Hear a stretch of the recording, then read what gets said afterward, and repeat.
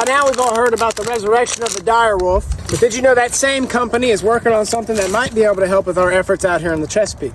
See, Colossal Biosciences isn't just working on bringing back extinct species, they're also working on a microbe that can naturally break down and degrade plastics. The microbe known as X32 was actually discovered in 2016 at a plastic recycling facility in Japan. It's a bacteria that was found among the plastic and it was eating away at it. It was doing so at an astonishing rate. In a normal environment, without this newly discovered bacteria, plastic normally takes hundreds of years to break down. By breakdown, I don't mean it just dissolves. Plastic normally gets chipped away over time into much tinier and tinier particles. And these smaller plastics, known as microplastics, are what you hear about entering our food, water, and eventually our own bodies. And what this X32 microbe does is it actually breaks all of this stuff down into the hydrocarbons that made it up in the first place. Of course, as we know, all plastic and styrofoam is derived from petroleum. And it's able to do that in as little as 22 months instead of hundreds of years, with the only ending byproduct being the organic materials that made it up in the first place, like carbon and water. Now, what a subsidiary of Colossal is working on is actually taking the enzyme that does that speedy breakdown and figuring out how to bioengineer it so that it breaks it down even faster. We're also looking to make it such that it can eat away at this stuff in other environments like the sea. Not just an exciting time for science, it's a pretty exciting time for nature as well.